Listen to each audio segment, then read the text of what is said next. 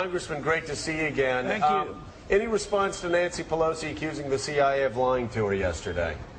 Well, I think it's great theater, and all this excitement over the torture and the CIA, I think is very beneficial because it distracts from the steamroller of big government going on in Congress, and hopefully it'll be beneficial. But it's also beneficial in trying to find out what's going on. But just think, we wouldn't have this discussion if we had just followed the law. Our law prohibits torture as well as international law.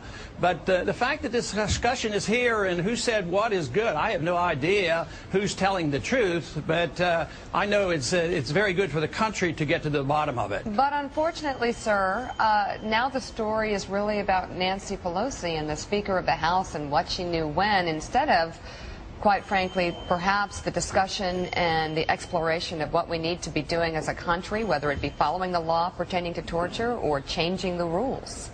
Yes, I know there are some shortcomings, but overall I think it's a benefit because she might slow up on nationalizing health care and further nationalizing education. Maybe things will slow up because we are quickly socializing the country and spending ourselves into oblivion and bailing out all of Wall Street, so maybe that'll be a distraction from that.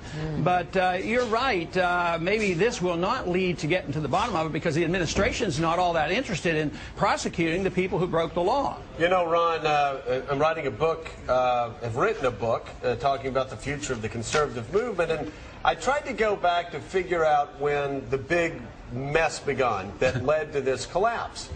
And there were a few people, Peter Walson at AEI, and even the New York Times article that was written in 1999 warning about Freddie and Fannie. A lot of warnings out there. Alan Greenspan also issued warnings.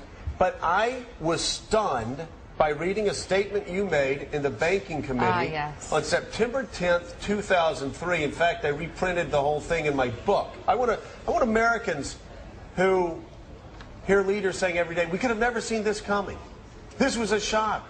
How did this happen? I want to read what you said 5 years before the collapse. The special privileges granted to Fannie and Freddie have distorted the housing market by allowing them to attract capital that they could not attract under pure market conditions.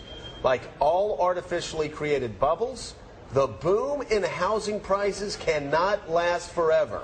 When housing prices fall, homeowners will experience difficulty as their equity is wiped out. Furthermore, the holders of the mortgage debt will also have a loss. These losses will be greater than they would have otherwise been had government policy not actively encouraged overinvesting in housing. And you go on to say, because so many people will invest in housing, the damage will be catastrophic. Congressman, how could it be that you knew this on the Banking Committee in 2003 and nobody else did until after the collapse? Well, I would think the easiest explanation is Washington, D.C.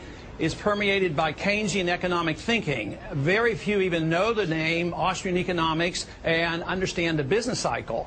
I was concerned about the building of the bubble since 1971 when gold was delinked from the dollar.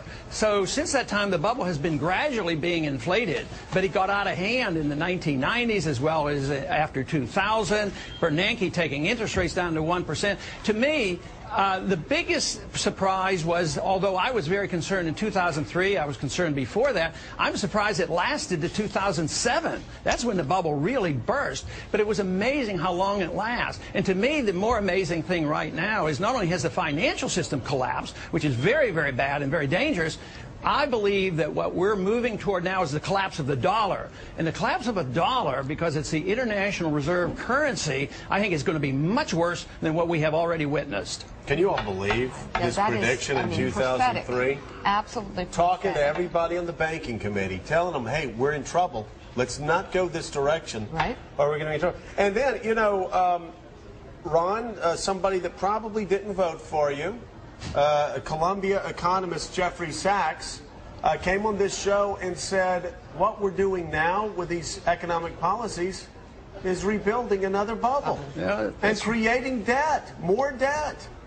Well, they're trying, but they're going to have a difficult time reinflating the bubble. To me, what is disturbing is those individuals who did not predict what was to come are now predicting that the downturn has ended. It's over. At the end of the year, we're going to have growth. They're still listening to the Bernankes of the world.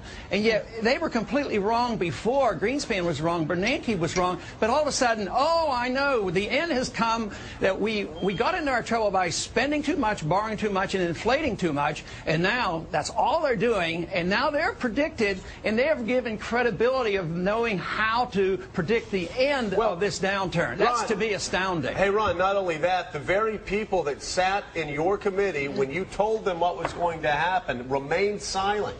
And in fact, some accusing you and other Republicans that were critical of Fannie and Freddie of being racists who hated poor people. Those very people that missed all the warning signs were then put in charge of the trillion-dollar rescue. But Joe, you got to give them a little bit of credibility here on this argument, because I was still on the fringe back in 2003. Nobody cared what I was saying. Now at least I have 100 or 200 people who care, so I'm getting a little bit more attention. and it isn't so much me. I'm just reciting what I've learned by studying free market economics, and we haven't had free market economics. Now they're blaming capitalism for all these problems and not enough regulation. We've had crony capitalism. We've had inflationism, corporatism, big government. We've not had true free market capitalism, so we have to define it. Somebody asked me once, what individuals caused this problem? I would put it all on the shoulders of Keynes. And it's a long time since he's been around, but Keynesianism exists. Remember what Nixon told us? We're all Keynesians now. That was when the last link of the dollar to gold was removed, and since that time we've had nothing more than these bubbles and big government, but it is coming to an end. We can't afford this foreign policy or these bailouts any longer. Exactly. Carlos? We are out of money. We've got to show restraint at home and restraint overseas. Carlos. Congressman, to that point about restraint at home and restraint overseas, how would you cut not just the deficit but the debt if you had the presidency here? Well, I would start overseas because politically it's more palatable. Sometimes a conservative will come up and they'll have an amendment and cut 5% out of child health care. I don't believe in the government being involved in medical care, but that's not where I would cut. I would cut overseas spending. To operate our empire costs us $1 trillion. So I'd bring our troops home. I wouldn't be. We had this supplemental yesterday. The president asked for $84,000. What did the 84 billion? 84 billion. What did the Democrats do? They raised it by 14%, another 12 billion. The Republicans had one chance to cut.